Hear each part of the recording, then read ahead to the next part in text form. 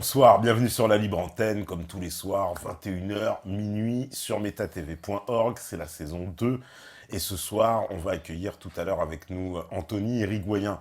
En tout cas, bonsoir à tout le monde, tous ceux connectés sur le chat. Là, il y a pas mal de monde. Il y a Gentilpo, Nourou, Brice Séraphin, Alien, Balzac, Zissou, Abekoum, Fair Aid, Cartman, Liberty, Meta Addict, Pierrot, Soussou 13B, Quenel Raviol, Clade, voilà, Ouragan, Jinman. Bon, vous avez des blazes aussi imprononçables là, Métaphys, Mich, Nutsu, Kao le guerrier blanc, et Valigomu, voilà, Metzaga, euh, Siki Piki. Les mecs, je sais pas, ils sont venus de Tahiti, je sais pas, ils ont des blazes. Bon, en tout cas, bonjour à tout le monde, bienvenue dans la Libre Antenne. Et là, ce soir, on va accueillir avec nous Anthony Rigoyen pour parler de liberté d'expression. Anthony, tu es avec nous? Oui, bonsoir à tous. Eh ben bonsoir. Voilà, c'est comme dans les esprits, Anthony, es-tu là? On te verra pas malheureusement, donc pour ceux qui pensent qu'il y a un défaut sur l'image, non, non, c'est bien par Skype, parce qu'il y en a qui se posent la question, des fois ils voient pas d'invité, ils me disent il est où? Bah il est sur Skype. Voilà. Donc Je suis un peu loin de vous. Je suis dans le sud-ouest. t'es dans le sud-ouest, voilà. Alors Anthony, bah toi t'étais déjà venu en plus dans la Libre Antenne, pour présenter justement ton livre Poussière dans l'espoir. Tout à fait.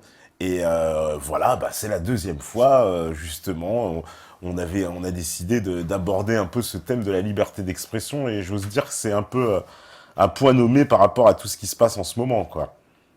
Oui, parce que la dernière fois que vous m'aviez invité, c'était, je crois, il y a un an et demi à peu près. Ouais, On avait eu une offensive qui commençait avec notamment Manuel Valls qui avait cité les noms de Soral et de Dieudonné à La Rochelle. Mais il n'y avait pas encore eu la fameuse circulaire Valls de l'année dernière et puis tous les problèmes qu'avait eu Dieudonné. Et donc, et cette année, évidemment, on a été gâtés là depuis le début de l'année avec la fameuse affaire Charlie Hebdo. J'imagine qu'on va parler un peu de ah tout ça. bah ouais, forcément c'est un petit peu inévitable.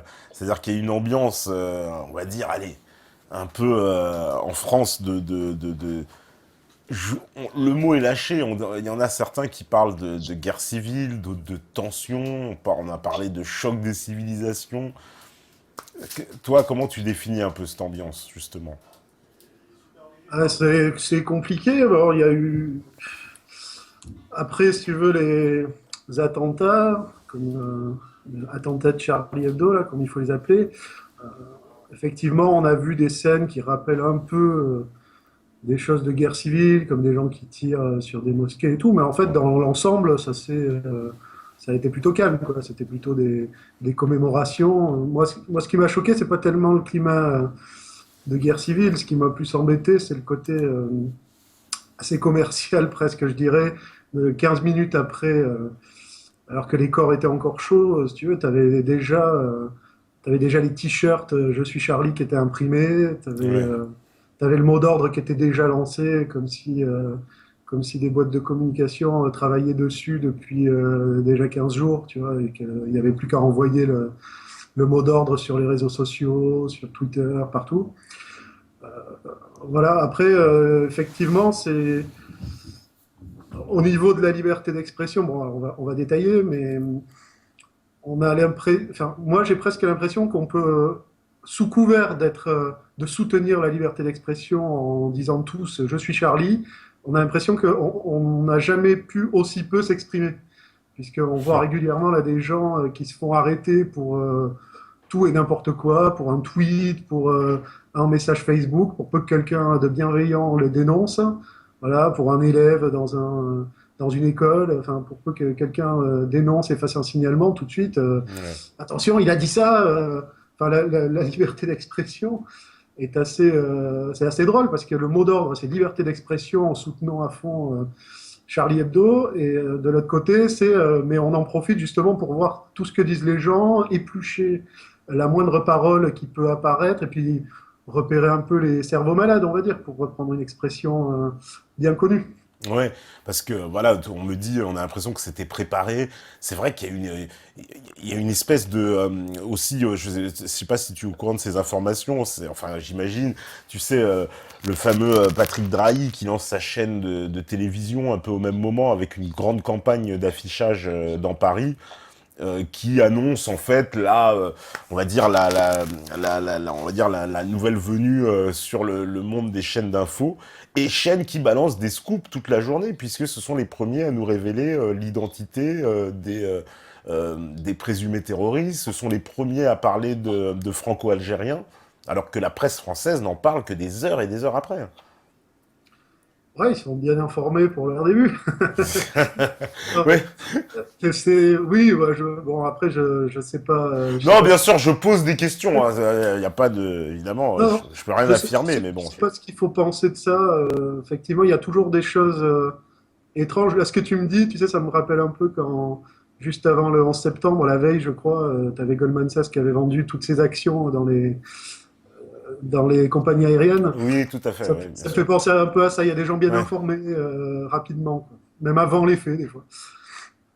Oui, parce que cette affaire aussi, alors bon, il y a une polémique aussi, tu as dû suivre entre le journal, en fait, le site Panamza et Oui. un des journalistes qui avait filmé, qui a filmé les images qu'on a vues. Et effectivement, bon, moi, j'ai vu, certainement, c'est vrai que Panamza, ils ont dû commettre une ou deux petites erreurs dans leur analyse, mais dans l'ensemble, je trouve que le journaliste, lui, évince un certain nombre de questions, quoi. Il y a des choses qui sont pas claires non plus de son côté, mais bon.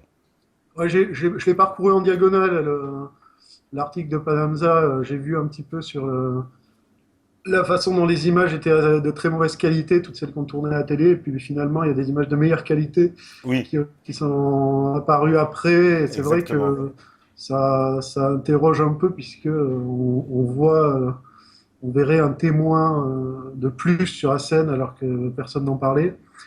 Euh, bon, je t'avoue, moi, sur ce qui s'est passé à Charlie Hebdo, je vais pas pouvoir être d'une grande aide ce soir parce qu'en fait, j'en sais rien, faut être Ouais. honnête là-dessus. Je sais pas s'il y a eu complot, ceci ou cela. Moi, ce que je peux dire, c'est une réflexion que je me suis faite assez rapidement quand j'ai entendu que les mecs étaient morts. Ouais. Je me suis dit tout de suite, ils étaient mal barrés parce que finalement, tout le monde avait intérêt à les tuer. C'est-à-dire, ils avaient quand même fait un peu leur office, tu vois, ils avaient servi un peu à exciter les musulmans. Bon, pour faire vite, parce que Charlie Hebdo, c'était plus vaste que ça, mais en tout cas, dans l'affaire concernant les musulmans, ils les avaient bien excités avec des caricatures il y a quelques années. Ils avaient renouvelé un petit peu le même type de dessin un peu plus tard. Bon, on sentait, tu vois, qu'il y avait une ambiance un peu tendue avec eux. Bon, donc ils avaient fait ce qu'il fallait, montrer que c'était très facile d'exciter les musulmans. Dans une optique de choc des civilisations, c'était montrer un peu, regardez, ces gens-là ne sont pas comme nous, ils croient encore à ces bêtises de divin et de sacré. En fait, c'est un peu ça le discours. Et ça montrait, et d'un autre côté, les musulmans, dont on pourra reparler aussi, mais qui s'excitent vite aussi. C'est pas forcément, je suis pas sûr que ce soit une bonne stratégie qu'à chaque fois il y ait des manifestations partout dans le monde. Enfin, bon, disons que ça renforce l'idée voulue par le choc des civilisations qui aurait un petit peu nous, notre civilisation occidentale, Ouais. pro-liberté d'expression, pro-démocratie, etc. Bon, on détaillera tout ça parce que je pense que c'est faux. Et puis de l'autre côté, les musulmans, tout de suite un peu violents, qui s'excitent vite sur des questions qui, nous paraissent très rétrogrades, hein, celle de Dieu et du sacré. Mhm. Et bon, donc Charlie Hebdo avait fait un peu ce boulot-là. Mais en fait, il servait plus à grand chose parce que bon, bah, ok, tout ça a été fait. Et qu'est-ce qu'il leur restait à faire finalement? Ben, soit se faire flinguer par des musulmans. Alors je dis musulmans, mais on peut dire des fanatiques, des islamistes, utiliser le terme que vous préférez, des terroristes, pourquoi pas. Ouais. Donc, soit ils se faisaient tuer par vraiment des mecs ben, qui sont assez couillons pour s'être dit ah, il faut vraiment venger le prophète, etc. Thèse la plus basique, on va dire. Soit ces gens-là ont été ont été encouragés plus ou moins subtilement, que ce soit par des services, je n'en sais rien, et pour finalement parachever l'œuvre de Charlie Hebdo. C'est-à-dire que pour parachever tout ce qu'ils avaient fait, il fallait mourir quelque part. Et donc que ce soit dans l'intérêt des atlantistes, puisque Charlie Hebdo il ne restait plus que ça à faire, ou que ce soit du côté musulman pour on a vengé le prophète, dans tous les cas, tout le monde voulait les buter quelque part. Ouais. Et quand tout le monde veut te buter, bon, bah, t'es mal barré, quoi. Voilà, donc bon, cela dit, je dis ça a posteriori, je veux pas faire croire que j'avais prévu qu'ils se feraient tuer, je pensais pas du tout. Je pensais pas du tout que ça irait jusque-là. Tu vois, quand tu avais leur local, je crois, il y avait eu un attentat aussi, il me semble, ça avait brûlé il y a quelques années. Moi, il me semblait que c'était peut-être plus une fraude à l'assurance, parce que j'avais Ah, entendu. l'histoire oui, du local de Charlie Hebdo. Ouais, ouais, Oui, affaire qui n'a pas été élucidée, il faut bien le dire en plus. Ce qui est assez Ouais, bizarre, ouais, c'est le fameux le flic qui était en charge de cette affaire, je ne me rappelle plus malheureusement le nom, on va me le sortir tout de suite, et qui est décédé, quoi, ouais, ouais. bizarrement d'un suicide, bon. Tout à fait. Et tu vois, je me disais, bon, si ça se trouve, c'est peut-être une fraudation, ou un truc comme ça, parce qu'ils avaient des grosses difficultés financières, et, parce que leur journal vendait rien, hein, faut être clair. Et donc, mais tu vois, je me disais, voilà, c'est des petits trucs comme ça, je pensais pas qu'ils en viendraient quand même à se faire tuer. Après, on peut discuter des réactions que ça a amené. Moi, j'ai entendu, j'ai eu l'occasion de discuter aussi dans une autre émission de tout ça. Je voyais des gens qui disaient il y avait quand même une forme de justice immanente au fait qu'il soit mort. J'ai entendu, bon, c'est un peu des termes, tu sais, qui sont souvent utilisés par Soral, donc du coup, beaucoup de gens reprennent ces termes de justice immanente. Oui, On peut, enfin, faut quand même bien préciser dans ces affaires. On a l'habitude quand même, c'est pour coutume maintenant qu'il n'y a pas de procès dans les affaires de terrorisme. Le 11 septembre, il n'y a eu aucun procès à part Zacharias Moussaoui qui est présumé d'avoir voulu participer aux attentats, mais bon, voilà, alors, il y a eu toi, aucun procès. tu parles de justice immanente, mais moi, je parlais pas des frères Kouachi, hein. Je Oui, disais, ah, je trouve que c'est de la justice immanente que les mecs de Charlie Hebdo se soient fait tuer, hein. ah oui, d'accord. Ah oui, dans ce sens-là, oui, bien sûr, évidemment. Oui, Voilà. oui, oui, d'accord. J'ai entendu un mec comme Soral, par exemple, dire ça, qu'il y avait une forme de justice immanente à ce que Charb soit mort, parce que même si c'était un mec sympa, finalement, il aurait dû se barrer du journal il y a quelques années, quand cette ligne a été adoptée. Et donc, il disait c'est une forme de justice immanente qu'il soit mort, même s'il est pour rien. Enfin, moi, je ne suis pas du tout sur cette ligne. Moi, je trouve Ouais. pas que. Tu vois, dans justice immanente, il y a quand même le mot justice. Moi, je trouve pas que se faire tuer quand t'as pas fait grand-chose, ce soit vraiment de la justice. Mais bon, on peut en discuter. Après, c'est vrai que des fois, je trouve que. Bon, là, je dévie tout de suite, mais on se remettra dans le droit chemin après. Et je trouve qu'il y a quand même beaucoup de gens qui essaient de copier un peu la façon de parler de Soral, au point qu'ils ressortent des phrases un peu toutes faites. Et parfois, ça veut plus rien dire, quoi. On a l'impression qu'ils citent les termes pour citer les termes. Bon, parenthèse fermée. C'est pas moi qui le dis. Et alors, comment... J'ai entendu dire que effectivement tu avais eu quelques incidents, donc ce que je viens de dire n'engage que moi et n'engage pas Patrick. Voilà, tout à fait. C'est bien de le préciser. Alors, comment dire, il y a pas mal de réactions, évidemment, t'imagines bien. Voilà, sur la liberté. Alors, il y a une info, c'est vrai, qui circule, c'est vrai. Alors, sous forme pour le moment de rumeur, hein, comme le dit d'ailleurs, c'est Gilman qui le dit. Il dit apprendre avec des pincettes. Mais il dit oui, j'ai une amie de ma mère qui connaissait la famille Kouachi et qui a dit qu'ils étaient morts il y a 2 ans en Irak. Encore une fois, je n'ai rien vérifié, mais bon, ça me semble pas écarté. On ne voit jamais les corps des meurtriers. Et cette info-là, faut bien le dire, elle a été sortie déjà par les sites internet et nous-mêmes aussi par nos propres connaissances. On a eu cette info-là en même temps, différemment par d'autres sources que les sites internet en question.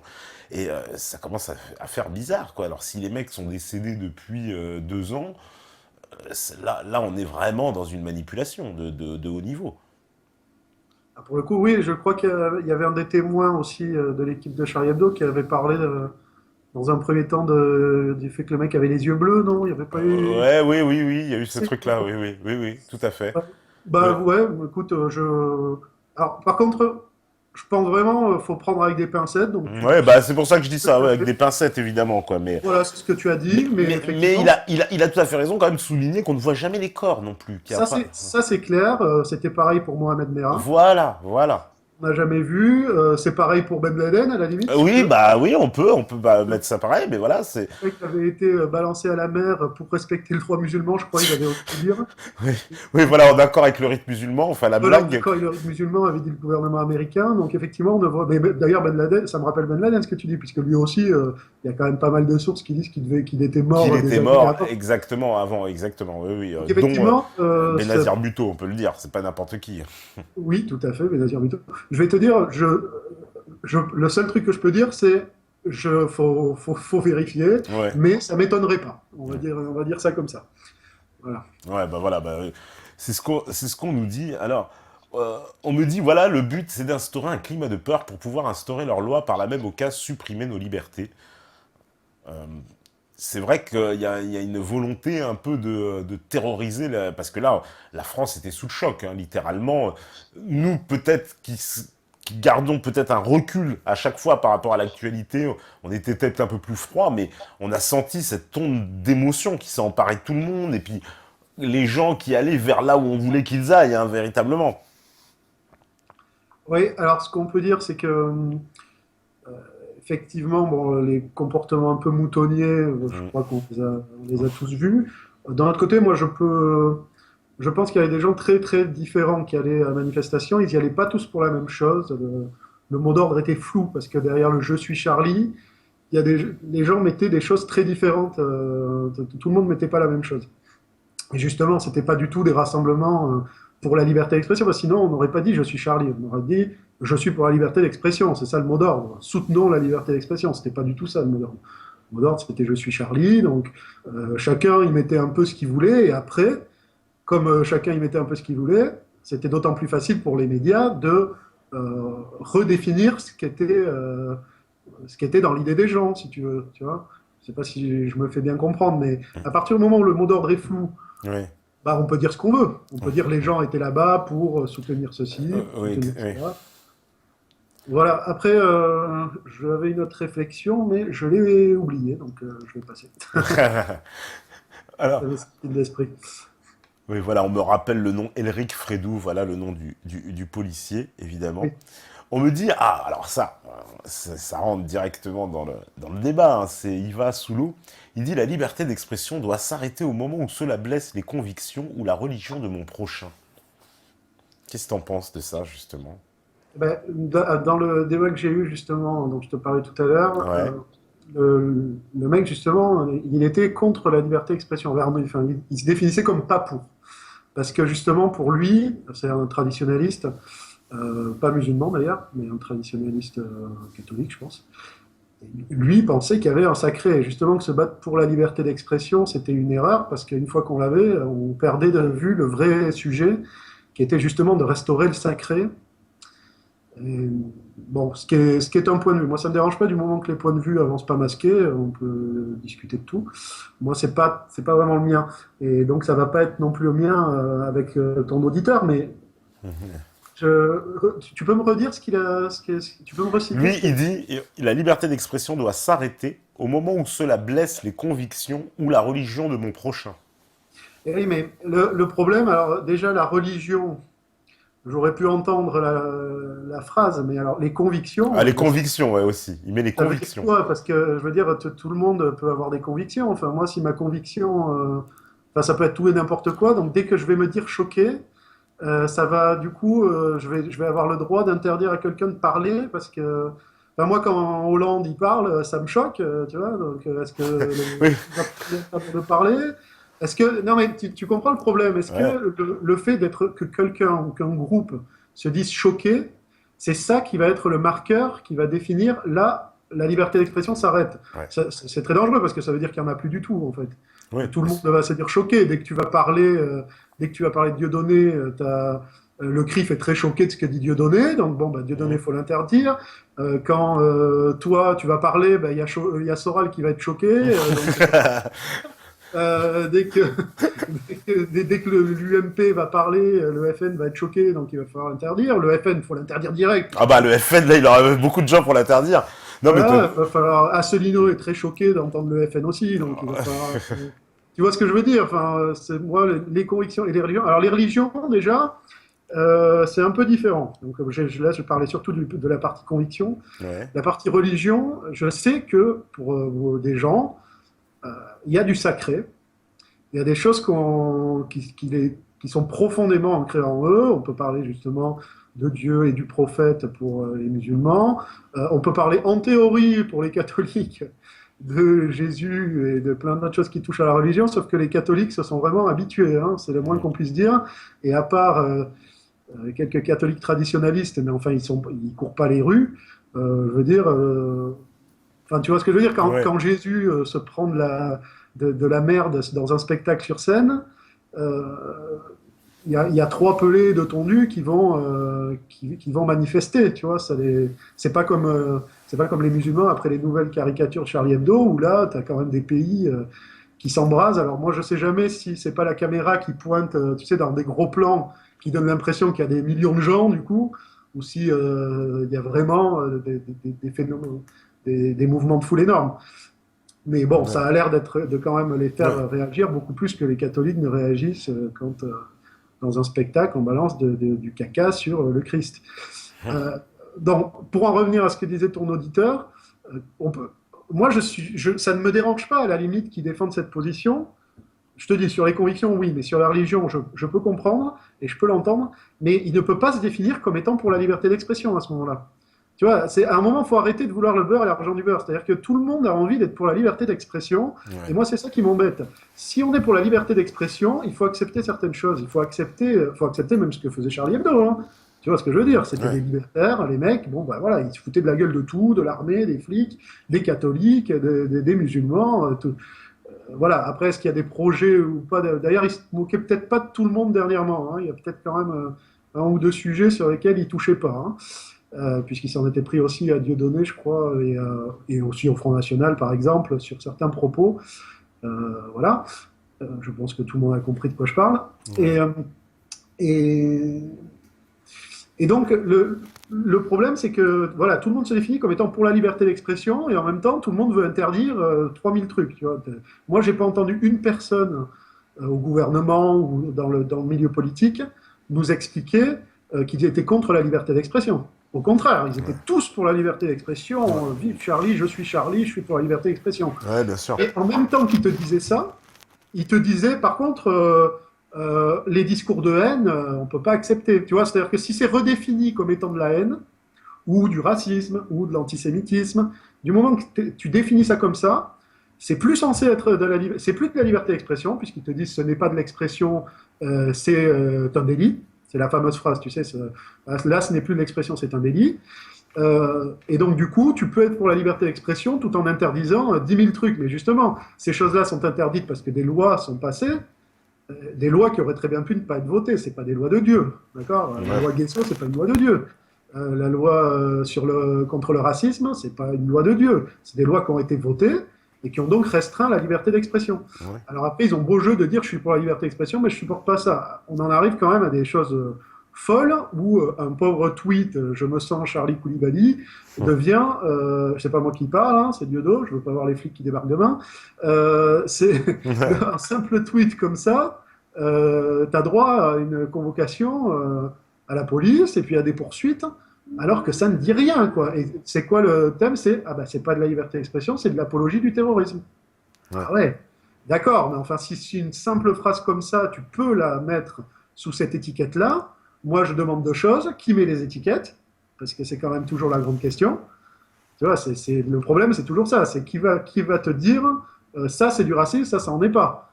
Tu vois, parce que si tu te moques de la Shoah, quelqu'un va te dire non, la Shoah c'est sacré, Manuel Valls par exemple. Donc on n'y touche pas, donc c'est de l'antisémitisme, c'est l'appel à la haine. Par contre, si tu touches au prophète Mohammed, Là, tout d'un coup, c'est de la liberté d'expression. C'est pas très grave. Bon, oui, ça choque, mais ça ne devrait pas choquer. On va t'expliquer, mais ça ne devrait pas choquer. Et pourtant, c'est aussi sacré le prophète pour les musulmans que la Shoah peut l'être pour les juifs, par exemple. Ouais. Tu vois, et objectivement, ça devrait même l'être plus pour les musulmans, puisque la Shoah, c'est un événement Ouais, sauf qu'on lui a apporté tragique ce qui n'a caractère, pas à être sacralisé, voilà, on justement. l'a sacralisé, ouais, voilà, c'est un événement qui a été Voilà. sacralisé. Ça a été sacralisé très étrangement. Enfin, je veux dire, moi il m'arriverait une tragédie pareille, je préférerais l'oublier plutôt que de la ressasser sans arrêt. Hein. Ouais. Bon, ça pose quand même question sur. Mais le fait est que ça a été sacralisé, et ça, c'est du sacré auquel on n'a pas le droit de toucher. C'est du sacré républicain, entre guillemets. Tu vois, si le sacré est accepté par la République, alors qu'elle est censée ne pas reconnaître vraiment de sacré, tout d'un coup, tu n'as pas le droit d'y toucher, et ça devient plus de la liberté d'expression, ça devient du racisme, de l'antisémitisme, tous ces termes fourre-tout, où tu ne peux jamais te dépêtrer. Parce qu'une Ouais. fois que tu es accusé d'être ça, tu es tout de suite sur la position défensive. Tu vois, quelqu'un te dit, mais tu es antisémite, toi. Qu'est-ce que tu réponds? Tu réponds quoi? J'ai un ami juif? Alors là, tout de suite, ils l'attendent. Tu vois, tout le monde attend que tu dises ça, parce que dès que tu dis j'ai un ami juif, c'est ouais, on trouve toujours un ami, hein, ouais, c'est Ouais, ça ta preuve. Tu vois, bon, donc non, ça c'est pas bon. Tu peux pas te défendre en fait. Et dès que tu es sur la position défensive, tu as perdu. Et c'est des termes qui ont été tellement utilisés médiatiquement que tu es forcément sur la défensive quand tu les prends, à moins d'être dans la rue où là tu peux faire un peu le malin, tu vois, mais quand tu le prends sur un plateau télé, les mecs sont terrorisés à l'idée de se faire traiter de ça. oui, bah, c'est l'espèce d'arme absolue, quoi, qui te tombe dessus, puis après, ça te poursuit. Et oui, et puis il suffit d'une fois, hein. Regarde Ouais. Le Pen, il a fait une phrase, deux phrases, allez, ça l'a poursuivi toute sa carrière. On parle encore de ça à Marine Le Pen, du rafour crématoire, et le détail de l'histoire, je veux dire, ça revient systématiquement, tout le temps. Euh, voilà, donc tu peux pas le dire. Et les mecs sont terrorisés à l'idée d'avoir une fois une phrase qui peut laisser entendre qu'il pourrait éventuellement, tu vois comment je mets de conditionnel, tellement les mecs s'autocensurent à ce niveau-là, parce que tu t'es détruit. Là, je parle dans le milieu médiatique ou dans le milieu politique, mais voilà, ça peut même s'étendre à d'autres milieux. Hein. Il ne faut pas être identifié comme étant peut-être antisémite, mais dans la vie quotidienne, disons que les gens, ils font pas la chasse à ce truc-là, tu vois. Alors que dès que tu es dans les médias ou dès que tu es dans la politique et que tu as un petit peu des idées qui sont pas, tu vois, qui sont pas dans l'air du temps, Ouais. d'un coup, tu as intérêt à vraiment éviter ce truc-là. D'ailleurs, c'était la théorie d'Asselineau, dont l'obsession était de surtout éviter Oui. de pouvoir avoir le moindre soupçon à ce sujet, parce qu'il savait très bien que tout de suite, ça serait l'angle d'attaque qui serait choisi pour le discréditer. Bon, il se surestime peut-être un peu, mais il n'a pas totalement tort. Moi, je sais que d'ailleurs, ça en était arrivé à un truc ridicule où la fameuse vidéo d'Éric Marie qui lui a valu son renvoi, il y avait un pauvre ananas, tu vois, et Ouais. tout de suite, alors Éric Marie, hein, on plaît à son âme d'ailleurs, je l'ai pris, il était mort, ça m'avait fait de la peine, je l'aimais bien. Et, et tu vois, mais un mec comme Asselineau, je pense qu'il a quand même compris, il n'est pas idiot. Effectivement, tu peux pas être soupçonné de ça, sinon tu es mort direct, tu es mort d'entrée. Et comme lui cherchait à monter un peu dans les médias, bon ben voilà. Mais après, Asselineau, c'est pareil, il est passé sur France 2, il était très content, mais qu'est-ce que ça a amené depuis? Je veux dire, il est Ouais. toujours pas au pouvoir non plus. Hein, T'as donc, pensé quoi de sa prestation, justement, sur France 2? j'ai trouvé ça assez mauvais, en fait. Je l'ai trouvé. Comment dire Bon, après, j'en attendais aussi beaucoup. Hein. Donc, Mhm. tu vois, quand tu attends vachement de choses, que tu connais le mec, tu sais ce qu'il est capable de dire et la façon dont il est capable d'argumenter, je pense que ça participe de la déception. Peut-être Ouais. qu'objectivement, un mec qui le connaissait pas l'a pas trouvé mauvais, tu vois. Mais moi, je l'ai trouvé assez mauvais parce que, bon, là, je me souviens plus des détails, parce que ça fait un petit moment là qu'il est passé, Mhm. mais euh, j'ai trouvé qu'il oubliait un petit peu son argumentaire et qu'il se laissait trop entraîner dans une joute verbale, si tu veux, et où il essayait de placer quelques petites phrases clés que je pense auxquelles il avait réfléchi avant, tu vois, des petites punchlines un peu Ouais, ouais. comme on pourrait dire, tu vois, la petite phrase qui tue sur Caron. Et j'ai trouvé qu'au final, son argumentation était assez peu convaincante et il me semblait qu'il passait un petit peu pour un mec pas très sérieux, quoi. Moi, c'est comme ça que je l'ai vu, alors que je le trouve très très sérieux. Je trouve qu'il a des analyses de grande qualité, mais ça, si tu veux, c'est pas entre le montage, parce qu'après, il a publié quand même un message qui expliquait que ça avait été beaucoup monté et Oui, qu'ils avaient coupé pas mal de choses. Donc, entre le montage, le format de l'émission, où les mecs comme Caron ou même la petite là, Salamé te sautent dessus, tu sais, sur la moindre phrase, t'empêchant totalement de la développer. Euh, du coup, ça le met pas à l'aise. Et moi, en règle générale, Asselineau, je le trouve assez mauvais en télé parce qu'il est bon, justement, c'est son côté conférencier, il est bon quand il peut développer ses idées. Pas mm, quand il y a quelqu'un qui lui répond, qui l'interrompt, qui lui casse son rythme. Il a ouais. un rythme assez lent et qui se prête assez peu au débat télévisuel. Euh, voilà. Après, la vérité, c'est les résultats, hein. C'est-à-dire, sans doute qu'il y a beaucoup plus de gens qui le connaissent maintenant. Tant mieux si, tu vois, moi, je trouve qu'il y a toujours un petit côté ridicule avec Asselineau, c'est-à-dire que le soir même de la diffusion, il t'annonçait déjà les nouveaux inscrits à l'UPR, Oui, tu vois. Il est toujours, il y a 20 mecs de plus qui aiment la page UPR. Bon, tu vois, c'est un peu dérisoire, quoi. C'est pas, c'est- bon, moi, je trouve ça un peu dérisoire, mais ah, on il l'a vu, fait. là, Célino sur ça. Il découvre Facebook. Mais Ouais, voilà. Donc voilà ce que je peux dire sur Asselineau. Mais je te dis, si ça se trouve, je suis sévère parce que je le connais très bien, quoi. ouais, c'est ça, ouais, bien sûr, ouais. Un peu comme moi, c'est souvent ce qu'on me reproche. On me dit justement, à propos de la liberté d'expression, il y en a par exemple, Ginman, je sais pas si c'est une fille ou un garçon, il dit la liberté d'expression n'est pas la liberté de blesser. Sérieux, vous pensez que les gens qui se sont battus pour cette liberté ont fait ça pour blesser, insulter l'autre, blasphémer la religion, ou plutôt pour permettre la pluralité des idées des religions? Donc pour elle ou pour lui, je sais pas si c'est un garçon ou une fille d'ailleurs, la liberté d'expression, en fait, elle est là pour accepter tout le monde. Mais justement, t'as pas le droit de l'utiliser, t'as pas le droit d'en user pour. Alors, c'est ça qui est. Parce qu'elle dit la liberté de blesser. Mais où est-ce qu'on blesse aussi? C'est ça le truc. Alors, la pluralité là, des religions, etc., ça, je crois qu'il confond un petit peu avec la laïcité plutôt. Ouais, ouais, un petit La peu, ouais. définition de base, hein, je ne parle pas du laïcisme dans lequel on se trouve en ce moment. Je parle de la définition de la laïcité de base, où justement c'est censé être un espace commun où les religions peuvent cohabiter, même si ce n'est pas la religion majoritaire, et où l'État n'a pas à adopter une religion, mais n'a pas non plus à empêcher les gens de croire. C'est dans ce sens-là que je parle de la laïcité.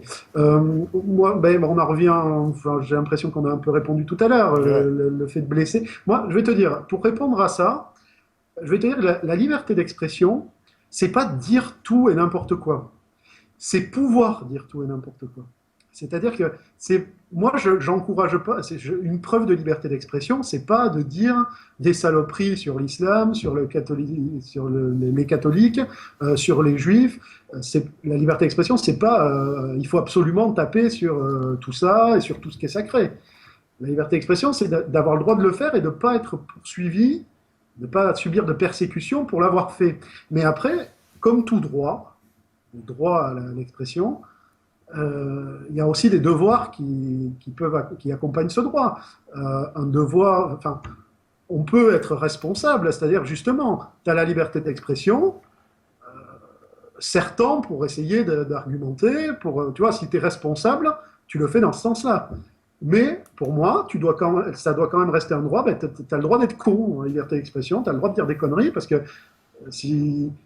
C'est-à-dire, la personne là, qui fait la remarque, elle accepterait quoi comme liberté d'expression? Une liberté d'expression où ce qui la choque, elle, en fait, on ne doit pas en parler. Tu vois? Et en fait, on est tous comme ça, hein. Alors là, je vais te dire, enfin, toi et moi, j'en sais rien, mais il faut rester modeste. Le fait est que moi, je peux observer tout le monde, hein, dans la dissidence, dans les médias, de tous les côtés. Je mets la dissidence avec des gros guillemets, parce que pour moi, il n'y en a pas, mais on voit de qui je parle, en gros, tu vois, tout ce mouvement autour de Soral, Dieudonné. Euh, tous ces mecs-là sont pas pour la liberté d'expression non plus, hein. Je veux dire, Soral, il filtre les messages comme tout le monde sur son Facebook, il filtre les messages comme tout le monde sur le site de R. Il y a de la modération, et je m'excuse, on peut me faire croire que la modération, c'est pour éviter les procès Tu vois, donc ils font attention. Moi, j'ai l'impression qu'il n'y a pas beaucoup de commentaires négatifs qui passent non plus, hein. Et là, ça ne serait pas poursuivi par la justice, hein. Voilà. Et donc, ton auditeur, pour en revenir à lui, il est comme tout le monde, il aimerait faire la liste des choses qui le choquent. Et ça, on n'aurait pas le droit d'en parler, mais par contre, tout le reste, on aurait le droit d'en parler, notamment les sujets qui l'intéressent lui. Il serait ravi de pouvoir les développer, et alors là, il serait très choqué qu'on l'empêche d'en parler, parce que lui, il trouverait ça parfaitement normal de pouvoir aborder ces sujets-là. C'est pas du sacré. Le sacré, c'est ce que lui pense. Alors, je l'attaque un peu, tu vois, je le connais pas, je sais pas qui c'est, hein. Si ça se trouve, je suis un peu à côté, et sa pensée est sans doute beaucoup plus complexe que ce à quoi je la résume là. Mais son commentaire là me fait penser à ça.